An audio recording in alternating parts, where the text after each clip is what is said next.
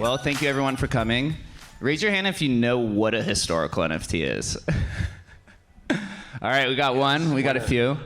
It's a small niche that exists within the emergent world of NFTs. How many people collect antiques in the real world? We got one antique collector, right? It's kind of the same idea, and so hopefully we can guide you through what this actually means, because NFTs have a deep and dense history that goes back to 2011 that not a lot of people know. They actually thought that it began in 2017 with CryptoPunks, and so we'll help you understand that that's not actually the case. We have some important people on the stage, so we'll go through a little bit of an introduction, and then we'll go through, maybe in chronological order, everything how we have to do.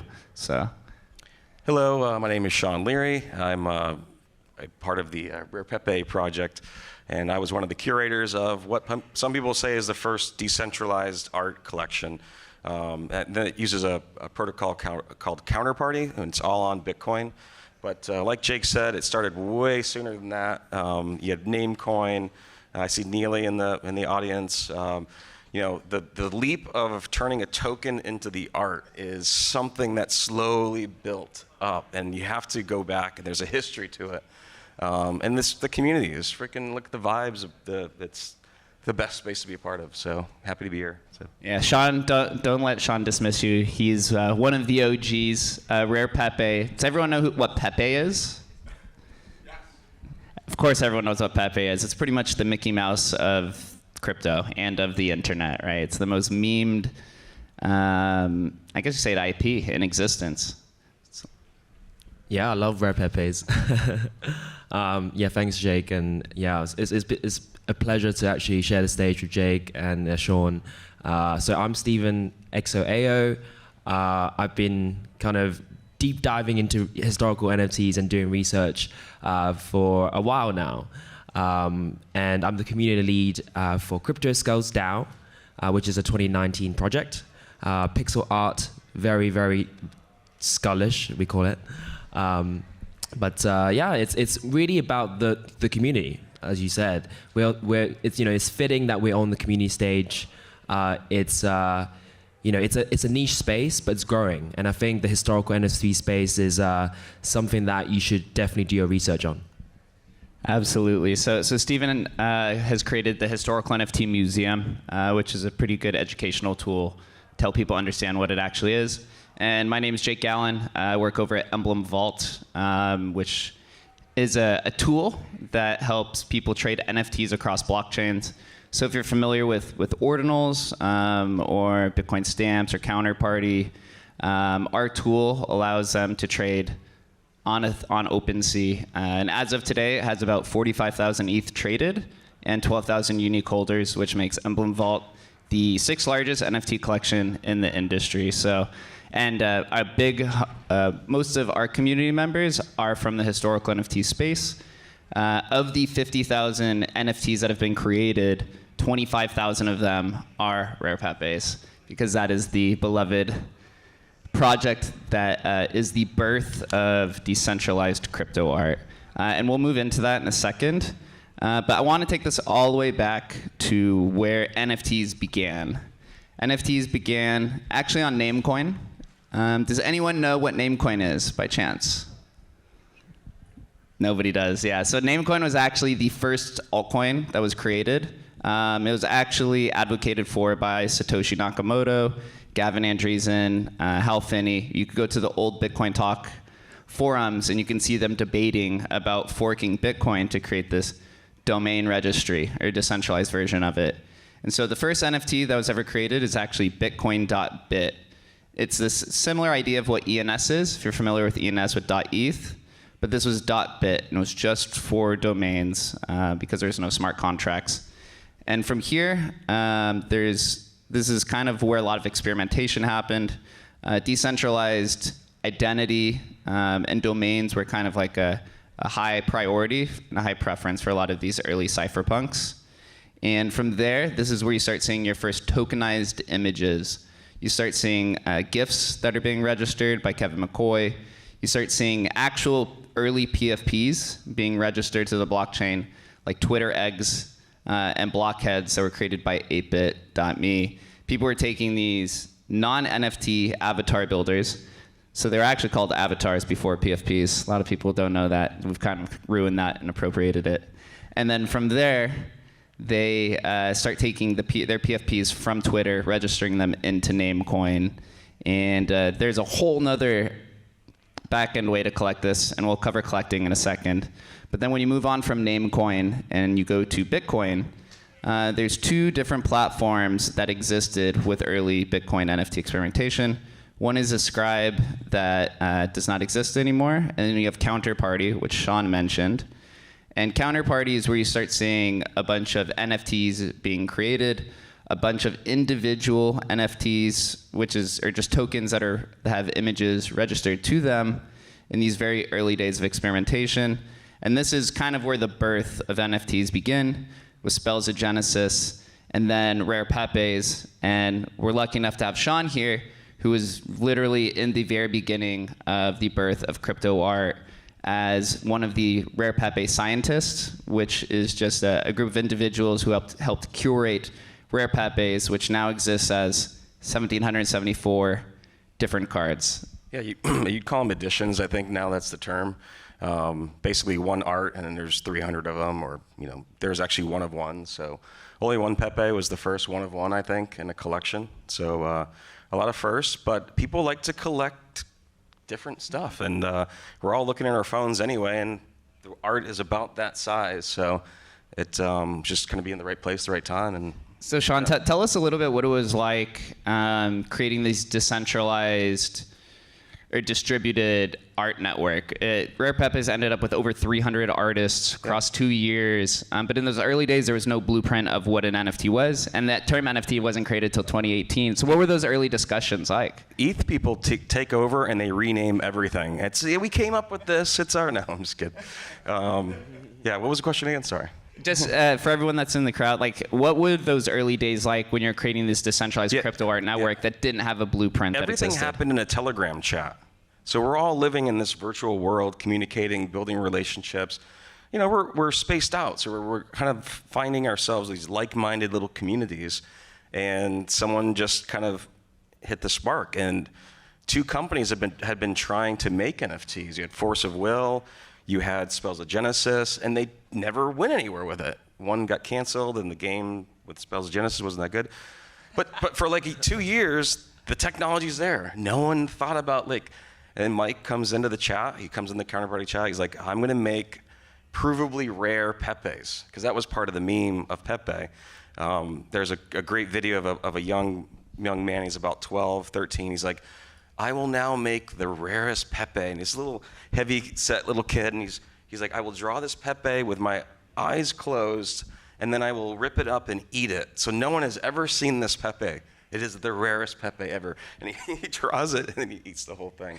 So the meme kind of goes, okay, let's use the blockchain to prove it. So yeah, and the art, everybody that came into the space, when you're curating collection, there's a vibe, right? And you want your art to be accepted by that community. So everyone and then we had to cancel. We had to tell people that you got to do better, because some of them were just so low effort. There were some funny low effort ones, and then there's ones that you gotta do something here. And people had already burnt the Pepe Cash, because you had to buy Pepe Cash. That was our little circular economy. That was the main trading pair for most of the cards. So yeah, it was an awesome time. So yeah, if Rare Pepes are generally first to everything. Even the most popular NFT artist, XCOPY, has a tweet saying, if you think you are first to something, check and make sure that Rare Pepes didn't do it first. A lot of early experimentation on Bitcoin. And from that time period of 2014 where Counterparty was created until, you'd say 2017 is when the ETH NFTs started beginning. Ethereum was deployed in 2015, and there were some very early experimental projects that populated before what's called this ERC 721, which is the NFT standard, which was created and became official in March 2018.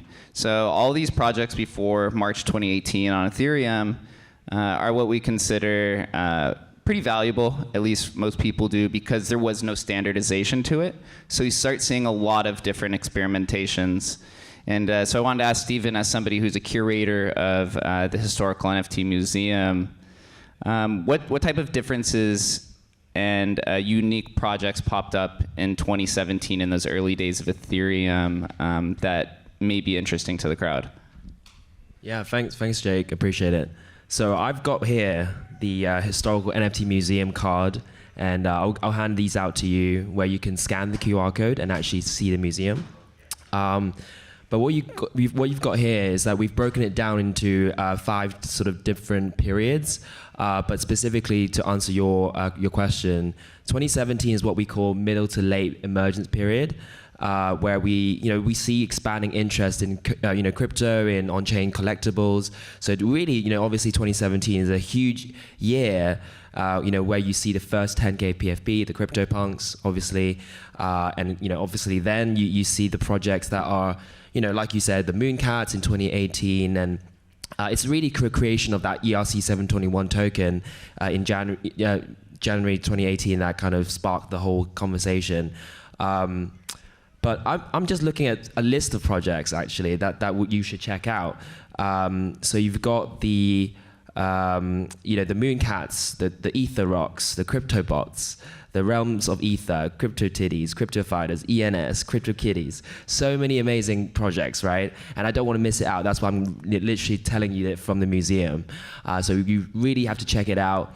But for me, it's really about education, and that whole period is so significant that it shaped culture. It shaped the era of PFPs, and we didn't realize it until much later on, right? When we actually used those PFPs in our Twitter profile. So it's pretty interesting in terms of the cultural changes that people are accustomed to, and I think the culture of collecting digital collectibles is fascinating. And so the museum is really about educating people about it, because it's going to be lost if you don't talk about it, right? But yeah, I think that's what's interesting, and I think you should check out those specific projects within that period of time. When you look at pre-ERC 721, so March 2018 and before, you probably have less than 100 total projects that exist within NFT history. And so for collectors, this is quite valuable. If you collect antiques, or if you're in some sort of physical trading industry, you look for this idea of scarcity. But also, antique collectors look for this idea of provenance, right? And provenance is this idea of that you can prove how long something has existed.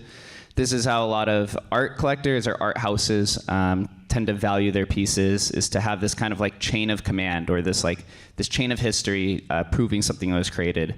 So for historical NFT collectors, they look for a timestamp. This is like the big innovation for NFTs, or at least this is what the historical NFT community feels. Because when you're in the traditional art world and you are trying to purchase something, the way to track the history is generally word of mouth or some signed documents, and it generally tends to change over time through multiple documents. With NFTs, there's a timestamp, and that never changes. So that type of research is pretty much null and void at that point in time. And so once you move past this like pre-ERC 721, and the reason why I keep hammering that is this is what we call this like Cambrian explosion of NFTs. And so from 2018 and on, you see in 2018 alone, there's about 2,000 projects that happen. 2019, there's about 3,000. And then we get to 2021, right? And then you start seeing multiple thousands of projects being deployed per month. So it just becomes this like huge funnel. And this kind of introduces this idea of like how historical NFTs began. And this is in March of 2021. As Stephen mentioned, there was something called the Mooncat Rediscovery, where a bunch of collectors, or you could call them investigators, had found a 2017 project that was free to mint. Only 5,000 had been claimed out of the 25,000 total. And basically all of crypto Twitter found out and started minting these. At the time, it was considered the second oldest NFT on ETH, which now it's probably the 25th or 26th. And that Mooncat floor went from free to 2 ETH, in the matter of like 2 days. And I think it still sits around like 0.2 or 0.3. But this is when the community started looking and saying like, oh, if this is the second oldest NFT, what else could be out there? And from this time, this is where the timelines and the memers and everybody would try to figure out, we call them the NFT archaeologists, which I know sounds quite chaotic. It's accurate though, right? They're on a scavenger hunt, a digital scavenger hunt. And then from this, we see literally dozens of projects being rediscovered every month, which goes into its own kind of bubble or everything. But the Pepe community is a project that actually did not have to be rediscovered. There's a handful of these historical NFT projects where the community never died. And this is what we call cultural relevance. You have historical relevance from the timestamp, but cultural relevance pretty much is something where the community stayed around, they believed in the project, and they were able to tell their stories when this reinvigoration happened. And this mostly relates to Pepes, punks, and spells of Genesis. There's really not many. And from here, this is where all the value happens. So Shawn, as one of maybe 3 or 4 NFT communities that existed throughout or stood together through the 2018 bear market when everything died, take us through that experiment of how Pepe, decided to close up shop, and then the community was kind of revived and reinvigorated from this new NFT explosion. Yeah, it got pretty quiet there for a couple of years for sure, and then some of us had to dust off our wallets and be like, hey, whoa, I got a 1 of 5 in my collection. I forgot I had that one. So it's been amazing. It's been absolutely amazing, and so to be a part of the history of it is something very special. Did you guys ever believe back then that you were doing something historic or something that might be relevant? No, we were just having fun making stupid memes. I made the 5th. Probably the first weed NFT, which my grandkids will be very happy about. So I made 420 of them, obviously, and I sold 410 that day for about $1 each, and I was like, I made $400 on my meme that took a couple hours. So we're just having fun, and it did get pretty quiet there. And this is something that we see throughout the historical NFT space. Is those projects that were created where it was free to claim.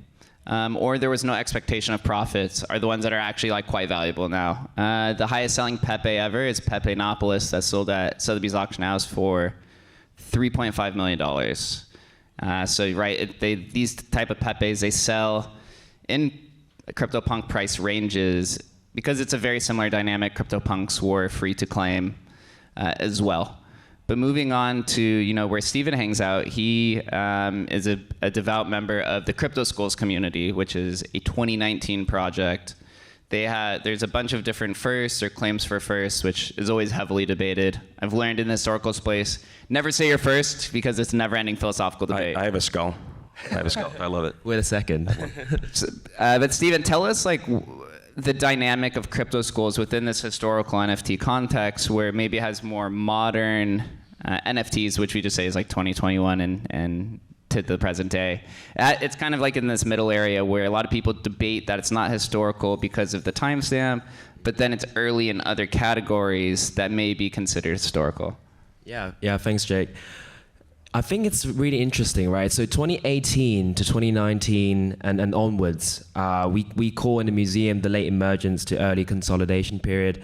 And this is a period where like mainstream adoption of NFTs is finally kind of growing, and digital ownership is something that is starting to grow even more. But crypto skulls specifically, I've been kind of trying to find my tribe, right? Trying to find my community. And like you, I collect, early NFTs because I believe in the conviction of just collecting stuff, having fun, and kind of collecting the memes because that's, why not? It's fun. But Crypto Skulls is, obviously a community that I really believe in because it's got some really early collectors. We've got some pretty OG collectors that kind of create that culture and that community. For me, that is where these specific projects, then kind of develop, not only do you have the timestamp and the early significance of it, but you also kind of combine it with the cultural aspect, the community aspect. And I think that's what it's all about, right? And Crypto Skulls is not just, we believe that it's not just, the past, but it's building on the future with the past, right? In order to understand, the future, we have to understand our past. So, I think the interesting part is like, how does communities form, right? How does culture form? And Crypto Skulls is a really unique community that has the OG collectors, but they are also building things like the historical NFT museum to try and educate people about the future and the future generations of NFTs in general. So we're running short on time here. One last question. Shawn, how would you describe the historical NFT community? I mean, I guess kind of the pioneers, basically. And if you're going to be collecting, I think you go with, like you said, the communities that have kept that cohesion together. And so, yeah. Stephen, how would you describe the historical NFT community as somebody who operates the museum and is quite involved with all 100, or I guess you could say 6,000 communities, depending on what your time range is? Yeah, it's a fascinating community. It's a die-hard OG community that really understands the cultural significance of NFTs. They love collecting and they love the memes, and it's only going to grow. And please do join us. Historical NFT community, one difference that I hope you guys could take is it's a community full of collectors versus traders. And we try to show this divide because a lot of the NFT flippers who come in, who are flipping PFPs, will come into the historical space and they'll get absolutely wrecked because they'll buy a bunch up expecting a return pretty quickly, whereas most people are generally buying to hold and send to a vault. One stat I'll leave you on is Mooncats is one of the popular NFT collections of 25,000. About 12,000 of them that have been minted are still in the original minter's wallet. So you're saying about 50% of the supply has never been traded. And that's because it is a community full of collectors. So yeah, thank you guys for coming. If you're interested in historical NFTs or want to learn more, happy to come talk to us on the side, and we could share your information. And thank you guys for coming. Thank you. Thank you.